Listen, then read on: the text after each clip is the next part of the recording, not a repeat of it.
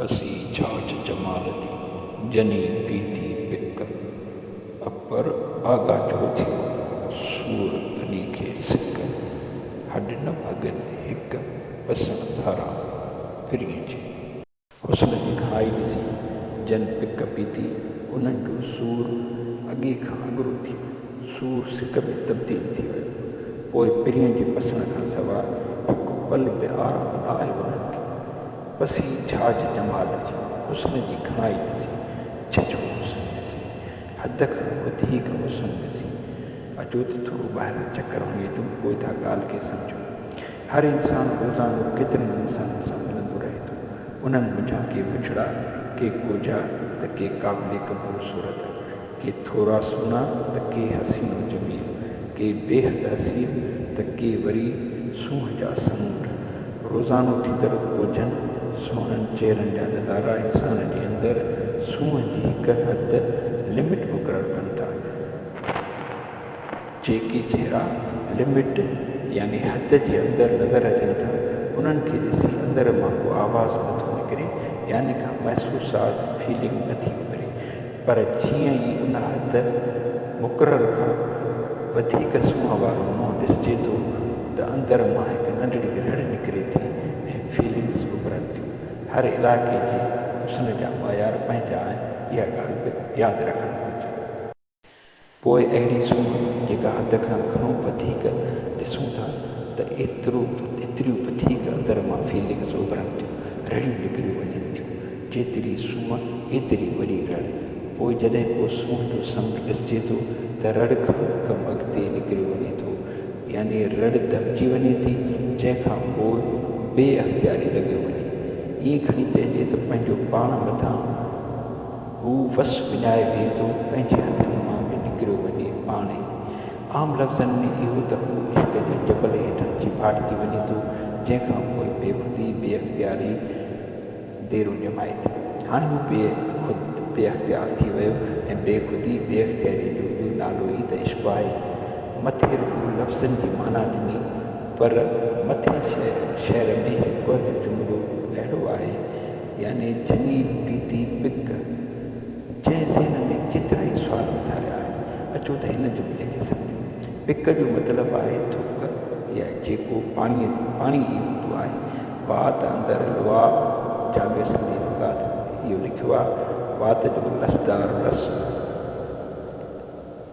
सुर्की चुको फील पाणी जो ज़रूरु आला वारी फुड़ी रिसालो नबी बख़्श बलूच लफ़्ज़ी माना जी हद ताईं त कुझु रिसालनि में पिक जी माना हाशिए में ॾिनल आहे जीअं मथे बयानु कयल आहे बाक़ी लुगतूं ऐं रिसाला पिक पीअण वारे मुहावरे जी माना लाइ ख़ामोश यानी गूंगा आहिनि अलामा आया काज़ी ग़ुलाम मोहम्मद शाह वाली डॉक्टर बलूच हुनजो तरतीब ॾिनल तहक़ीक़ थियल रिसालो जेको 10 भाङनि ताईं फैलियल आहे ऐं इंतिहाई मुस्तनिद सम्झो ॾींदड़ आहे हिन रिथा ते वॾो कमु बि थियल आहे गलीच में गुरबख्शानी जंहिंजो तरतीब ॾिनल रिसालो ई घणो करे कापी पेस्ट थियल आहे ऐं ॿिया केतिरा सभई ख़ामोश आहिनि लुगातूं बि ख़ामोश आहिनि एतिरे ताईं जो मिर्ज़ा गलीच बेग वारी लुगात लतीफ़ बि ख़ामोश मथे शहर जा ॿई ॾाका आहिनि पहिरियों अमल ई थियो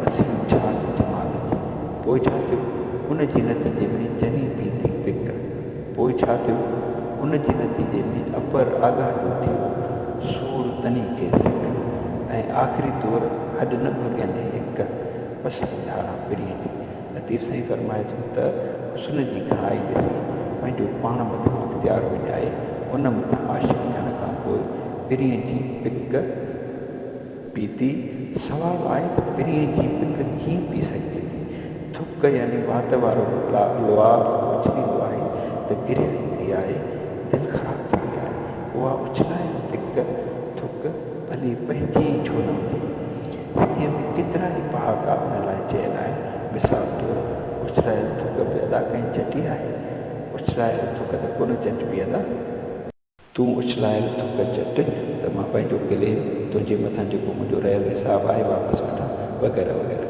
त पोइ इहा कीअं पी सघिजे थी इहो त नामुमकिन आहे अचो त हिकु ॻाल्हि सम्झो पिरीअ जे वात सां वात मिलाए उन जी ज़बान पंहिंजे वात में ऐं पंहिंजी ज़बान उन जे वात में विझण खां पोइ जॾहिं उहा पिक यानी इन जी पिक हिकु थी वञे जेको लसदार रस बणिजी पवे थो तॾहिं उहा हिक ॿिए जे अंदरि वञी सघे थी, उहा सुरके सघे थी ऐं उहा सुरकी वेंदी आहे। उन खां सवाइ ॿियो को रस्तो आहे ई कोन। पढ़ंदड़नि खे गुज़ारिश आहे त ईअं कॾहिं अमली तौरु करे ॾिसजो, ज़िंदगी नज़र अची वेंदी अव्हांखे।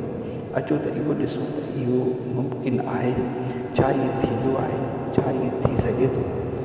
अचो त ॻाल्हि खे हीअं सम्झो। अंग्रेज़ी लफ़्ज़ किस जो मतिलबु आहे जुमी। जुमीअ खे ज़िंदगीअ जो सभ खां वधीक वणंदड़ अमल, हिकु जादुई अमल कोठियो वेंदो आहे। कामासूत्रा खां वठी कोक शास्त्र ऐं प्रेम शास्त्र खां वठी केतिरनि जदीद लिखियल प्यार मोहबत जिन्स ते किताबनि ताईं हिन अमल खे सेक्स जी कुंजी यानी चाबी कोठियो वेंदो आहे। गूगल या ॿियनि वेबसाइटुनि ते वञी तलाश कयो त घणो ई मवाद मिलंदो अव्हांखे। पिक पीअण वारे अमल खे हार्ट किस या सेक्सी किस कोठियो वञे थो। जुमी जेका माउ पीउ पंहिंजी औलाद खे, भेण पंहिंजे भाउ खे, भाउ पंहिंजी भेण खे, दोस्त पंहिंजे मर्द दोस्त खे, छोकिरी पंहिंजी औरत दोस्त खे, मर्द पंहिंजी औरत दोस्त खे, औरत पंहिंजे मर्द दोस्त खे, मुड़ुसु पंहिंजी ज़ाल खे, ज़ाल पंहिंजी मुड़ुस खे ऐं ॿिया केतिरा ई मिसाल ॾेई सघजनि था। उहे जुमियूं ॾियनि था। उन्हनि सभिनी जी महसूसात फीलिंग्स में फ़र्क़ु आहे। मुतफ़िक़ थियो त पोइ अॻिते वधो। वरी टाइमिंग बेअसर रखंदड़ आहे। जुमी इंसानी दिमाग़ जे महसूसाती हिसे खे ख़ुशियुनि सां मालामाल करे थी। दिमाग़ खे दुखनि खां काटे अव्हांजे अंदर खे खूब भड़को ॾियारे थी।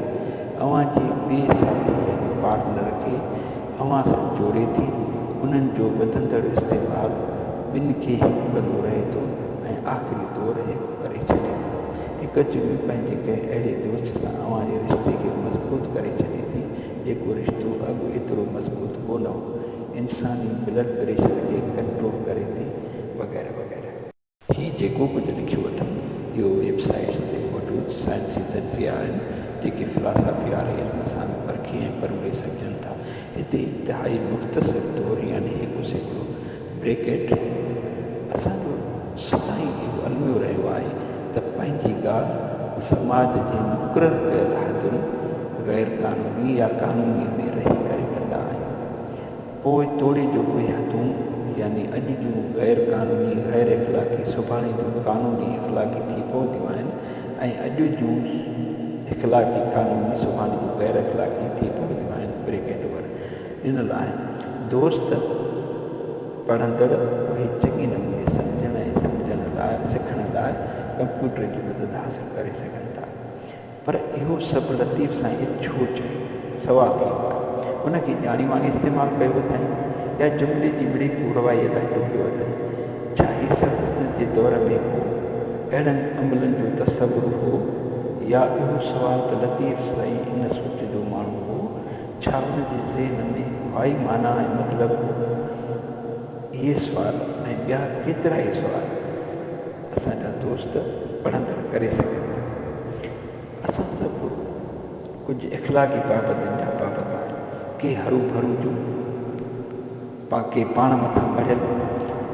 सिंध जे हिकु वॾे ज़हन हिकु दफ़ो चयो त फिल्म में जॾहिं का जुमी भाकुर जी सीन ईंदी आहे त असीं पंहिंजनि नंढड़नि ॿारनि खे कमरे मां ॿाहिरि कढी छॾींदा आहियूं ऐं जॾहिं जानवर खे ज़बह कंदा या कराईंदा आहियूं त उन्हनि खे निंड मां उथारे या किथां बि ॻोल्हे अची मथां बीहारींदा आहियूं त अचो ॾिसो ऐं ॿार ताड़ियूं वॼाए ख़ुशि थींदे उन जानवर खे घुसजण खां पोइ छह वणंदे ऐं मरंदे ॾिसंदा आहियूं। सवाल इहो आहे त छा इहो सभु असीं सही कंदा आहियूं? जुमियूं भाकुर ॾिसंदड़ ॿार ऐं जानवर खे घुसजंदे भटकंदे ॾिसंदड़ ॿार अॻिते हली समाज खे छा मोटाए ॾींदा? कॾहिं अकेला ई न सोचिजो। हिकु ॿी ॻाल्हि अव्हां सां कंदो हलां। मूंखे पक आहे त इहा ॻाल्हि अव्हां सां अॼु ताईं कंहिं बि कोन कई हूंदी, छो त अहिड़ियूं ॻाल्हियूं ऐब सम्झियूं वेंदियूं आहिनि असांजे मुआशिरे में। नेट, कंप्यूटर, VCR, VCP वग़ैरह अचण खां पोइ असां वटि अहिड़ियूं फिल्मूं आहियूं जेके असां वटि अॻु मौजूदु कोन हुयूं। त छा उन्हनि फिल्मनि में उहो सभु थींदड़ ऐं ईअं थींदड़ असांजे समाज में उन तौरु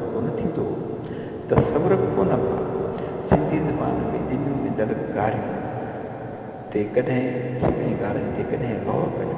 इंतिहाई गहराईअ खां पोइ अव्हांखे नज़र ईंदो त जेको कुझु अव्हां फिल्मुनि में ॾिठो अहिड़ियूं ॻाल्हियूं असां वटि सदियुनि खां राइज आहिनि ऐं जेकॾहिं उहे ॻाल्हियूं राइज आहिनि त उहे ॻाल्हियूं कीअं ठही सघनि थियूं, यानी तसवुर खां सवाइ इहे ॻाल्हियूं अमल या ॻाल्हियुनि में कीअं अची सघनि थियूं। पुराणे ज़माने में जिन बादशाहनि लाइ असां नेक सीरत नेक लफ़्ज़ इस्तेमालु कंदा आहियूं, उन्हनि वटि केतिरा ई हमाम हुआ जिन में उहे औरतूं छोकिरियूं उन हालत में मौजूदु हूंदियूं जेके असीं अहिड़ियुनि फिल्मुनि में ॾिसंदा रहंदा आहियूं। उहे मासूम छोकिरियूं इंसानी कारोबार कंदड़ कंदा दिन माउरनि जूं झोलियूं ख़ाली करे अची विकिणंदा हुआ, जिन खे बादशाही वज़ीर वड़ा जेके रुॻो उन कम ते मामूर हूंदा हुआ ख़रीद करे उन्हनि खे का बि क़िस्म जी औरतुनि हवाले कंदा हुआ जेके संदन अहिड़ी तरबियत कंदियूं हुयूं जिन में मर्द खे मुतमइन फुली सेटिस्फाई कीअं कजे चङी रीति सम्झायो वेंदो। ॿी ॻाल्हि त छा लतीफ़ साईं अहिड़ो इंसानु हो? इहा हिकु अहिड़ी ॻाल्हि आहे जेका सिधी रीति करण जहिड़ी कोन्हे, पर उनखे हीअं सम्झी सघिजे थो त छा लतीफ़ साईं इंसानु कोन हो, छा हू मर्द कोन हो, छा हू आशिक़ कोन हो, छा हू जीनियस कोन हो, छा जीनियस इंसाननि मथां मुख़ालिफ़ जिन्स सां तालुकात या साॻी जिन्स सां तालुकात जा इल्ज़ाम कोन लॻंदा रहिया आहिनि? छा इहा ॻाल्हि मञियल हक़ीक़त कोन्हे त ज़िंदगीअ जो मज़ो जीनियस इंसान खां वधीक को बि कोन वठंदो आहे, छो त ज़िंदगीअ जो ड्राइवर ज़हन आहे ऐं जीनियस इंसान जो ज़हन सभ खां मज़बूत हूंदो आहे। हर इंसानु एतिरो ई जिए थो जेतिरो हुन जो ज़हन आहे।